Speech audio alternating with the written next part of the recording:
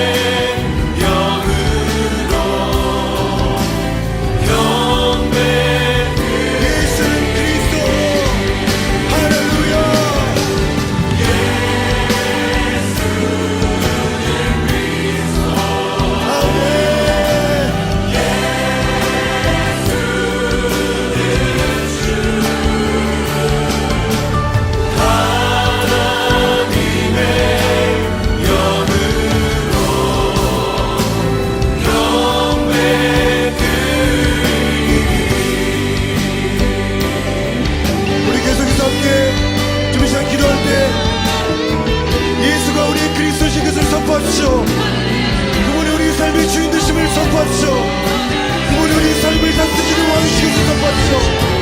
우리 인생이 그분의 손 안에 있고 우리가 주님의 그 주의 것을 선포하며 나옵시다. 주님, 예수 그리스도 우리 주님이십니다. 우리 왕 되십니다. 주님 우리를 받으시옵소서. 할렐루야. 함께 기도하며 나옵시다.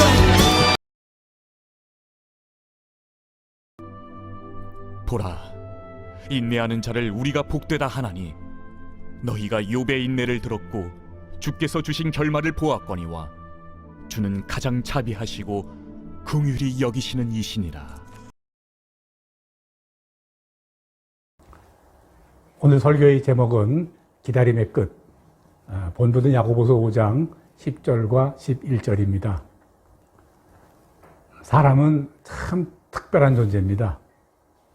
사람은 원하는 것을 다 가져도 또 애쓰고 노력한 그 큰 성과를 다 이룬다고 해도 그것으로 절대 만족하지 않아요. 또 더 소유하고 더 누리고 또 더 갖고 그래도요 절대 만족하지 않습니다. 마치 그 소금물을 마시면 갈증이 나듯 항상 사람들은 그래요. 아, 이거 더 좀 채우면 되겠구나. 그래서 더 채워서 만족하려고 욕심을 부리기 시작하죠. 그래서 속이기도 하고 또 훔치기도 하고 그렇게 합니다. 그래서 사람 사는 세상은요 항상 전쟁과 또 사기 이런 거 그치지가 않습니다. 성경은 그런 인간의 모습들을 이렇게 표현해요. 야고보서 4장 1절로 3절이죠. 너희 중에 싸움이 어디로 다툼이 어디로 쫓아나느냐? 너희 지체 중에서 싸우는 정욕으로 쫓아난 것이 아니냐? 너희가 욕심을 내어도 얻지 못하고 살인하며 시기하여도 능히 취하지 못하니 너희가 다투고 싸우는도다. 너희가 얻지 못하면 구하지 아니하며 구하여도 받지 못하면 정욕으로 쓰려 함이라. 왜 그렇게 사람은 만족하지 못할까요? 네, 왜 그럴까요? 욕심이죠. 네. 사람 욕심은 왜 이렇게 끝이 없을까요? 네. 사람은요, 영원한 하나님의 그 생명을 소유한 특별한 존재이기 때문에 그렇습니다. 하나님이 사람들에게는 영혼을 사모하는 마음을 주셨다. 이렇게 표현하고 있죠. 네. 전도서 3장 11절이에요. 네. 하나님이 사람에게 만들 때 아예 영원한 것을 사모하도록 만들었다. 이렇게 기록하고 계시거든요. 사람은 영원한 하나님을 사모하게 돼 있어요. 항상요. 그래서 세상에 존재하는 그 어느 무엇으로도요, 사람을 채울 수가 없습니다. 채울 수 있다면 오직 하나님의 영원함만으로 채울 수 있고 또 만족할 수 있게 돼 있는 게 바로 사람이에요. 그러니 세상에 어느 것으로서도 만족을 못하고 더 채우려고, 더 가지려고 욕심을 부리는 것이죠. 영원함. 크기, 길이, 높이가 아주 끝이 없는 것, 그걸 말하죠. 네. 어떤 세상 철학에서요, 한 사람이 마치 우주와 같다, 그렇게 하는 거 여러분 알고 계시죠? 그렇게 표현한 거. 나름대로, 방향은, 그래도 일단 잡기는 잡은 것 같아요. 네. 그런데요, 채울 수 있는 것이 있어요. 믿음입니다. 믿음이란 바로 내 삶을 하나님으로 가득 채우는 것이에요. 네. 믿음만이 나를 가득 채울 수 있어요. 사람이 삶을 만족스럽게 채울 수 있는 것은 하나님을 믿는 믿음뿐이다, 그 말씀입니다. 네. 그래서 하나님이 우리에게 가르치실 때요, 성경을 통해서 우리가 삶을 살면서 무슨 큰 성과를 이루며 살아야 된다, 뭐 이렇게 말씀하신 게 아니고요. 하나님은 우리가 믿음의 삶을 살아야 된다, 그렇게 우리에게 가르치고 계시죠. 그래서 하나님의 말씀 성경은 믿음의 책입니다. 네. 그래서 세상의 모든 문제는 다 결국 믿음의 문제예요. 네. 믿음이 있느냐 없느냐, 그 문제로 귀결이 됩니다. 네. 삶에서 영적인 문제도 닥쳐요. 또 육적인 문제들도 많이 닥치게 되고요. 이런 모든 삶의 문제가 따지고 보면, 파헤쳐보면 결국은 믿음의 문제에서 비롯이 됩니다. 마가복음 9장 23절에서요. 할 수 있거든이 무엇이냐? 믿는 자에게는 능치 못할 일이 없느니라. 그렇게 말씀하시죠. 네. 믿음을 가지면 못할 일이 없다. 이제 그 말씀이에요. 그래서 우리 인생에서 최대의 과제, 그것은 믿음을 우리가 갖는 일이죠. 네. 가라사대 너희 믿음이 적은 연고니라. 진실로 너에게 이르노니 너희가 만일 믿음이 한 겨자씨만큼 있으면 이 산을 명하여 저기로 옮기라 하여도 옮길 것이요. 또 너희가 못할 것이 없으리라. 이 마태복음 17장 20절 말씀이에요. 그렇죠. 우리 삶은 결국 믿음의 문제다, 그 말씀이에요. 네. 근데 무엇을 믿습니까? 이거 당연한 거지만 하나님 믿는 거죠. 그런데 많은 사람들이요, 그 믿어야 할 하나님을 믿지 않고 다른 것을 믿습니다. 이건 믿음이 아니라 욕심이나 고집이에요. 다 아는 것이죠. 우리가 믿어야 할 대상은 바로 하나님입니다. 하나님. 조금 더 정확하게 말하면 우리가 하나님이 내게 하신 약속의 말씀을 믿는 것이에요. 성경은 내게 하신 하나님의 약속을 기록한 책입니다. 그럼 그 약속은 무엇이냐? 내게 복을 주겠다 하는 그런 약속이에요. 네. 바로 그 성경에 기록된, 내게 기록된 복을 주겠다는 그 약속을 내가 믿는 것이다. 네. 그게 바로 믿음의 모습이죠. 네. 자, 그러면 그 믿음은 도대체 어떻게 내가 가질 수 있나요? 어떻게 생기나 그래도 되겠죠? 네. 믿음이 좋은 건 아는데 그것이 불가능은 가능하게 하는 하나님의 능력을 내게 주는 것인데, 그런데 그 믿음이 어떻게 생기냐고 말이에요? 내가 어떻게 가질 수 있느냐고 말이에요? 네. 그거 다른 방법 없어요. 하나님의 말씀이에요. 믿음은 들음에서 나며 또 들음은 하나님의 말씀으로 인함이라. 로마서 10장 17절 말씀이시죠. 네. 그저 그러니 항상 성경을 읽고 묵상하고 또 공부하고 그러는 방법 외에는 다른 방법이 없습니다. 그렇게 하시면 여러분들 믿음이 시작되고 자랄 것이에요. 항상 말씀을 손에서 놓지 않는 것. 여러분에게 그거 권면합니다. 그런데 이제 문제가 있어요. 그렇게 성경을 항상 손에 들고 읽고 공부하고 그런 사람들이 다 믿음을 갖는 것 같진 않아요. 그저 같은 교회를 다녀도 어떤 사람 믿음은 그저 하루가 다르게 해가 갈수록 자라고 열매까지 맺는데, 어떤 성도들은 항상 그대로인 사람들이 있어요. 왜 그럴까요? 네. 그저 한 3가지 정도로 구분할 수 있습니다. 첫째, 성경을 읽지 않기 때문이에요. 네, 다른 이유는 없어요. 두 번째, 지금 또 말씀드린 대로 또 성경을 읽긴 읽는데 이것이 내게 하신 말씀이 아니라 우리 전체에게 하시는 말씀이다, 그렇게 듣는 거예요. 그게 사실은 맞는 거 아닙니다. 자칫 잘못하면요, 내가 그 우리 속에 숨어버려요. 그죠? 우리 속에 숨어들여서 그저 편리한 것만 내게 하신 말씀이고 아닌 건 아닌 거고, 또 숨어서 군중 속에 숨어 있어요. 네. 성경은 내게 하시는 하나님의 말씀임을 절대 잊지 말아요. 그죠? 오가는 한 단어의 문장을 읽을지라도 항상 내게 한다는 말씀임을 알고 성경을 읽어야 됩니다. 자, 세 번째, 왜 우리가 성경을 손에 쥐고 있는다고 하는데도, 말씀을 매성 묵상한다고 하는데도 왜 그렇지 않느냐? 세 번째입니다. 이거 상당히 중요합니다. 이거요, 하나님을 보지 못하기 때문이에요. 네? 보지 않고 어떻게 믿을 수 있겠어요? 많은 사람들이 믿음 없이 사는 것은요, 믿음을 가지지 못하는 것은요, 바로 하나님을 보지 못하기 때문이에요. 하나님은 보이지 않죠. 그런데 그 보이지 않는 하나님을 어떻게 보느냐 말이죠. 어쨌거나 성경에 이런 말씀이 있어요. 예수님 제자 중에 도마라고 있는데, 예수님 부활하신 후에 제자들에게 나타나실 때 도마는 어쩌된 일인지 그 자리에 없었습니다. 그 제자들이 도마에게 우리 주님이 살아나셨다라고 하니까 믿을 수 없다, 이제 그렇게 말하죠. 보지 못했는데 그저 말만 듣고 믿을 수 없다는 거, 뭐 그거 크게 책망할 일 아닙니다. 뭐 그럴 수 있는 일 아니겠습니까? 그랬는데 8일이 있다가 도마를 포함해서 모든 제자들이 다 모여 있을 때 그때 주님이 나타나셨어요. 그 내용이 요한복음 2장 27절에 이렇게 기록이 돼 있어요. 네 손가락을 이리 내밀어 내 손을 보고 네 손을 내밀어 내 옆구리에 넣어보라. 그래야 믿음 없는 자가 되지 말고 믿는 자가 되라. 28절. 도마가 대답하여 이르되 나의 주님이시여 나의 하나님이시니라. 29절. 예수께서 이르시되 너는 나를 본고로 믿느냐? 보지 못하고 믿는 자들은 복되도다 하시니라. 네. 주님이요, 보고 믿는 것, 뭐, 그럴 수 있지만, 보지 못하고 믿어야 된다. 그렇게 강조하시는 거 아니겠어요? 하나님은 영이세요. 보이지 않아요. 볼 수가 없습니다. 하나님을 우리가 어떻게 보란 말입니까? 우리에게는 두 개의 눈이 있습니다. 육체의 눈과 영의 눈이에요. 육체의 눈으로는 세상 다 보지만 영의 눈으로는 하나님을 봅니다. 네.